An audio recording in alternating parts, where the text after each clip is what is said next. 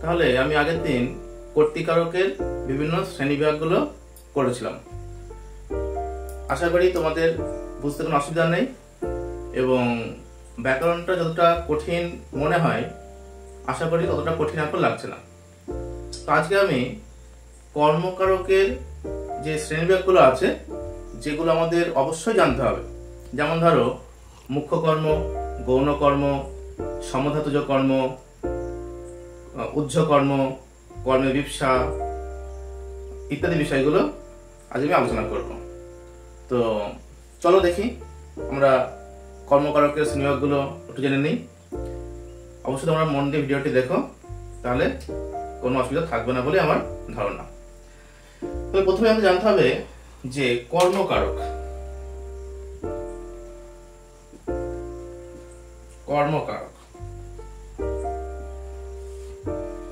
তাহলে কর্মকারক কাকে বলে? কর্তা যা করে তাকে কর্ম বলে এবং ক্রিয়ার সঙ্গে কর্ম সম্বন্ধযুক্ত পদকে বলা হয় কর্মকারক। চলো আমি লিখে রেখে দিচ্ছি, তোমরা একটু পালে লিখে নিও খাতায়। কর্তা যা করে তাকে কর্ম বলে এবং ক্রিয়ার সঙ্গে কর্ম সম্বন্ধযুক্ত পদকে কর্মকারক বলে। তাহলে একটা উদাহরণ দিই কর্মকারকের। যেমন ধরো, যেমন রমা বই পড়ে। তাহলে দেখো এই বাক্যের ক্রিয়াপদ হচ্ছে পড়ে। তাহলে কি পড়ে যদি প্রশ্ন করি, তার উত্তরে আসে বই। পড়ে হচ্ছে ক্রিয়াপদ, কি পড়ে? বই পড়ে। তাহলে বই অবশ্যই হবে কর্মকারক। আর রমা তাহলে কি হবে? অবশ্যই বুঝতে পারছো, রমা হবে কর্তৃকারক। তাহলে আশা করি কর্মকারকটা বুঝতে পারবে। এবার কর্মকারকের শ্রেণীবিভাগগুলো যেগুলো আছে তাহলে আমরা জেনে নিই। প্রথমে আসবে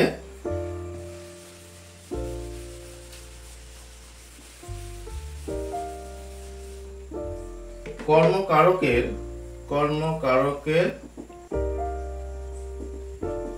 শ্রেণীবিভাগ। প্রথমে আসবে মুখ্য কর্ম।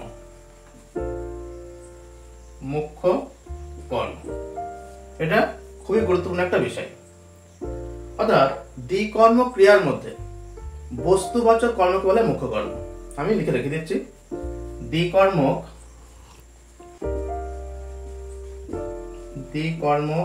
ক্রিয়ার মধ্যে বস্তুবাচক কর্মকে বলা হয় মুখ্য কর্ম। যেমন ধরো, যেমন পিতা পুত্রকে চিঠি লিখেছে।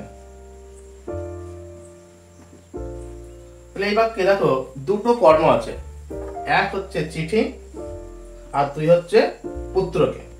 ক্রিয়াপদ কোনটা এই বাক্যের? এই বাক্যের ক্রিয়াপদ কিন্তু লিখেছে। আর কর্তা কোনটা? অবশ্যই পিতা।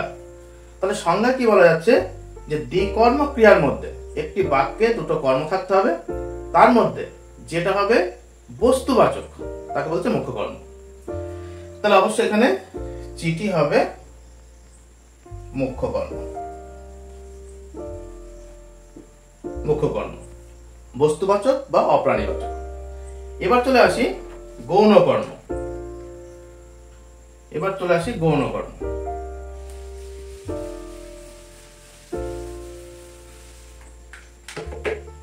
গৌণ কর্ম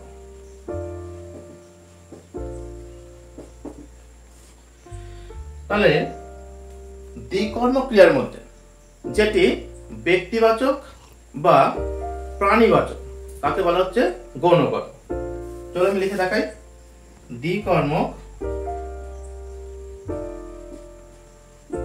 দ্বিকর্ম ক্রিয়ার মধ্যে ব্যক্তিবাচক বা প্রাণীবাচক কর্মকে গৌণ কর্ম বলে।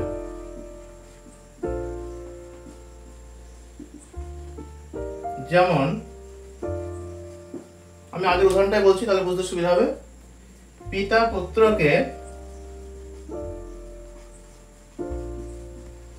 পুত্রকে চিঠি লিখেছে। তাহলে এখানে দেখো পুত্রকে হচ্ছে প্রাণীবাচক বা ব্যক্তিবাচক, স্বাভাবিক কারণে পুত্রকে হবে গৌণ কর্ম। আর চিঠি এটা হবে মুখ্য কর্ম, সেটা আমরা আগেই জেনেছি। তাহলে খুব সহজে আশা করি বুঝতে পারলে যে কোনটাকে বলা হয় মুখ্য কর্ম আর কোনটাকে বলা হয় গৌণ কর্ম। এবার চলে আসি সমধাতুজ কর্ম। দেখো খুবই সহজ। আসলে ব্যাকরণটা একটু বুঝে যদি আমরা পড়ি তাহলে বোধ হয় খুব একটা কঠিন নয়। অনেক সময় আমরা না বুঝে ব্যাকরণটাকে মুখস্থ করে ফেলি বা জানার চেষ্টা করি, যে কারণে কঠিন মনে হয়। অনেক বলে নিরস, অনেক বলে মনে থাকে না, কিন্তু যদি একটু বুঝে পড়ে যায় খুবই সহজ। সমধাতুজ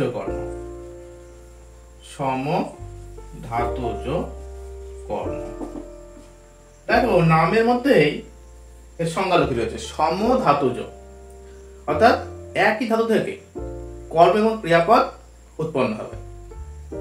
তাহলে বাক্যে একই ধাতু থেকে ক্রিয়াপদ ও কর্মপদ উৎপন্ন হলে তাকে সমধাতুজ কর্ম বলে। যেমন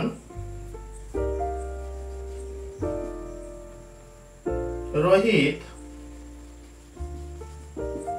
কি খেলায় না খেললো। তো দেখো এখানে খেলায় কর্ম আর খেললো এটা হচ্ছে ক্রিয়াপদ, দুটো কিন্তু একই ধাতু, এটা খেল ধাতু। স্বাভাবিক কারণ এখানে খেলায় হবে সম ধাতুজ কর্ম। আশা করি তোমরা বুঝতে পারলে সহজে যে সমধাতুজ কর্মটা কি জিনিস। এবার জেনে নেওয়া যাক অক্ষুণ্ণ কর্ম সেটা কি জিনিস। অক্ষুণ্ণ কর্ম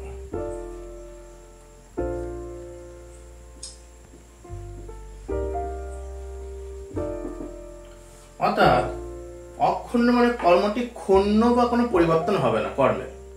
তাহলে দেখি অক্ষুণ্ণ কর্মটা কি জিনিস। দ্বিকর্মক্রিয়ার যে কর্মটি বাচ্চান্তর করলেও কোনো পরিবর্তন হবে না তাকে বলে অক্ষুণ্ণ কর্ম। তাহলে দেখি লিখে দিই।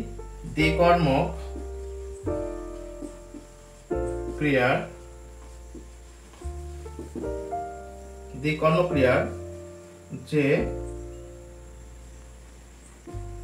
কর্মপদটি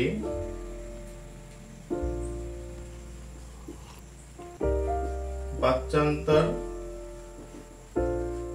করলেও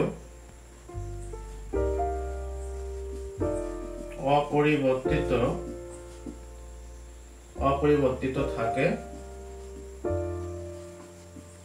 তাকে অক্ষুণ্ণ কর্ম বলে। যেমন দাদু নাতিদের গল্প বলছেন। এটা ধরো আছে কর্তৃবাচ্য। যদি আমি এই বাক্যটিকে কর্মবাচ্যে রূপান্তর করি তাহলে কি হবে? দাদু কর্তৃক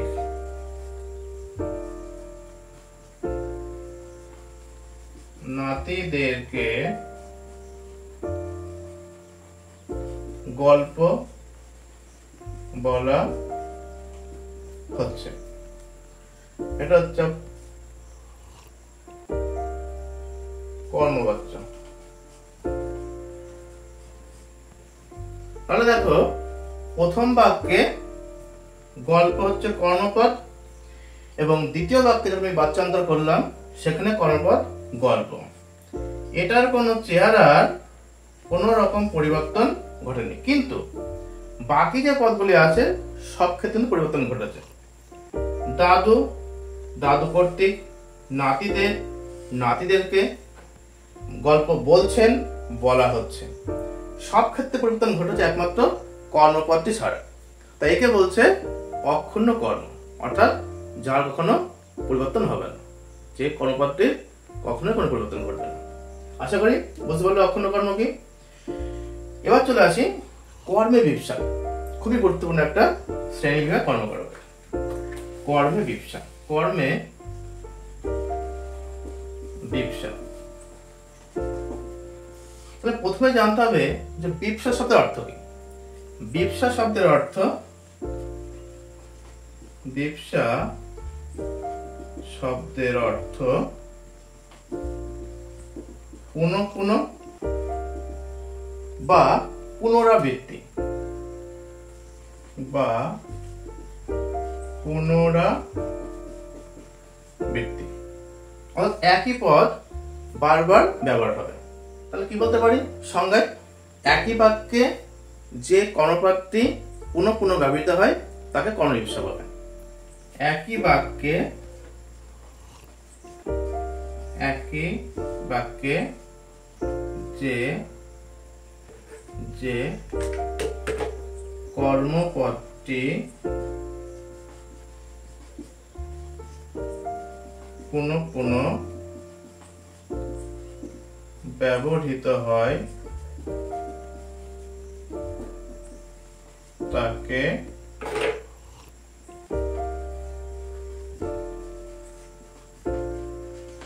কর্মে বিবসা বলে। যেমন ধরো আমি উদাহরণে বললাম যে আমি যা যা বলছি লেখো। যেমন আমি যা যা বলছি লেখো। তাই দেখো এখানে যা যা এই দুটোই কর্মপদ এবং দুবার ব্যবহার হয়েছে, যা যা। তো এই কারণে একে বলছে কর্মে বিবসা। এবার আমাদের জানতে হবে উহ্য কর্ম বলতে কি বুঝি। উহ্য কর্ম,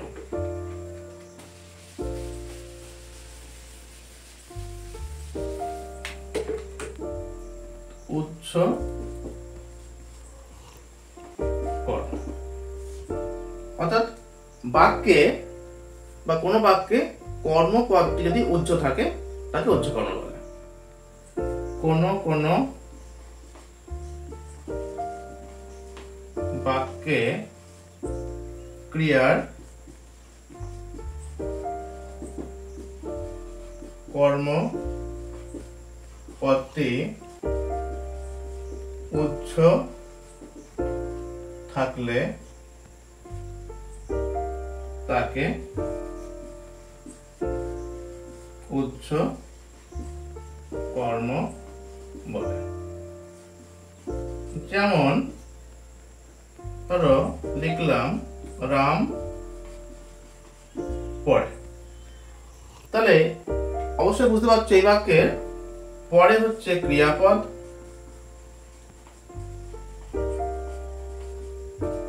আর রাম হচ্ছে কর্তৃপদ। তাহলে রাম কি পড়ে তার উল্লেখ কিন্তু এখানে নেই, স্বাভাবিক কারণে একে বলা হচ্ছে উহ্য কর্ম। যে রাম কি পড়ে। তাহলে আশা করি কর্মকারকের যে শ্রেণীবিভাগগুলো তোমরা বুঝতে পারলে। যদি এরপরে কোনো অসুবিধা থাকে বুঝতে, তোমরা আমাকে কমেন্টে জানিও। আমি পরবর্তী ভিডিও তোমাদের সেগুলো সহজে বা আরো সহজ করে বোঝানোর চেষ্টা করব। আর তোমরা বুঝতে পারছো কিনা সেটা আমাকে জানিও, কেমন লাগছে সেটা কমেন্ট করো। আজকে পর্যন্ত ভালো থেকো আর অবশ্যই মন দিয়ে পড়াশোনা করো।